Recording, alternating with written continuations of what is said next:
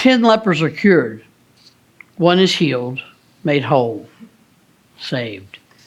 Jesus says to the Samaritan leper, of all people, your faith has made you well. All 10 were blessed by God that day, but only 1 recognized and acknowledged the one from whom all blessings flow. And his life was changed in ways even more important than were those of the other 9. Now make no mistake, all of them received a life-changing gift that day. When Jesus cured their physical illness, they were not only saved from the physical pain and disease, but they were also given release from their imposed exile. You see, whatever this skin disease was, it may or may not have been Hansen's disease that we call leprosy. It was enough to cause them to be seen as unclean in their world. To be unclean was thought to mean that they must have done something to deserve their illness. They were simply assumed to have sinned in some terrible way to deserve such a fate. And so they were cut off from the rest of the world. They were not allowed to associate with clean folks. They were banned from having physical contact with anyone but other lepers, which meant they didn't get to kiss their wives or hug their friends or tuck their children into bed at night.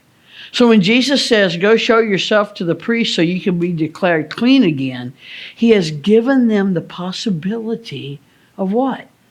A normal life again. But when the Samaritan leper, one who is doubly damned because not only is he physically ill, but he is also one of those people, when he realizes what God has done for him through this man Jesus, he actually gains more than any of them could have ever dreamed of when they called out, Master Jesus, have mercy on us. You see, the one who comes in gratitude, humbly recognizing the grace that has touched him, received what he didn't even know he wanted or needed. He is given the gift of sight, eyes of faith, the ability to see that God is at work in the world. How often we turn a blind eye to the handiwork of our Creator God. We miss the beauty of a fat, round, brilliantly orange pumpkin. We aren't moved by the intricate variations of color in the ear of an Indian corn. We don't see God teaching the songbird a melody or the butterfly how to flutter. We don't see the great physician working always to bring healing to a sin-sick world. We take it all for granted. Yes, you got a new cornea and can see again. Yeah, people prayed for you and you feel better now. Yep, a nurse spent hours by your bedside pumping you full of penicillin and you are no longer blinded by constant pain. We forget that it is God who is working through the surgeon and the nurse and the people of prayer and the penicillin.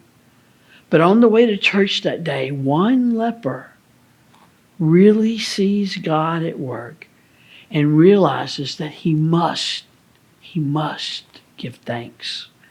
That same day, he is also given the gift of transformation.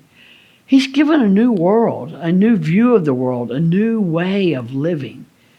He is no longer bound by the old social orders of restriction and exclusion. Through Jesus, a person like him is brought into community with one of those folks. Jesus doesn't just offer God's grace to the good Jews. No, even the Samaritan is included.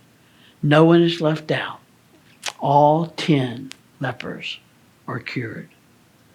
That day he received the gift, and on top of that another, the gift of knowing that in God's eyes he was as worthy or unworthy as the next guy. A third thing that happens is he enters into conversation with God through Jesus. God was always there, always calling to him, but that day he began the dialogue. He finished the prayer that Anne Lamott reminds us is most common. Help me, help me, help me. And then it continues, thank you, thank you, thank you. Now he's listening to God, acknowledging what God is saying and responding. Genuine thanks comes from a grateful heart, and one's life is changed as he or she enters into an ongoing relationship with Jesus the Christ. From then on, he likely knew that he would always have a place at God's table. No more would he be seen as the outcast, the unwelcome person required to hang out at the edges, out there on the margins of society. No doubt, as he told his story, he learned that there were lots of others out there that the world had also rejected, but that God cared deeply about.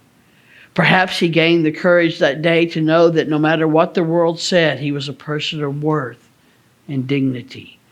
Maybe he knew from that day forward that God didn't reject us because we have a disease, or don't look like others, or have different parents, or live on the wrong side of town.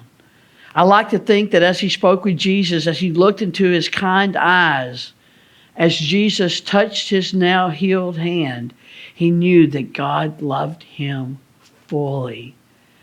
And I like to think that filled with that knowledge, he, like Jesus himself, was able to become a sign of God's love and God's power turned loose on the world. No, God cared enough to cure him. And when he acknowledged that, he was made whole, physically, socially, and spiritually. He was saved. A funny thing happened on the way to church that day. I wonder if that could happen in the church today. Thanks be to God. Amen.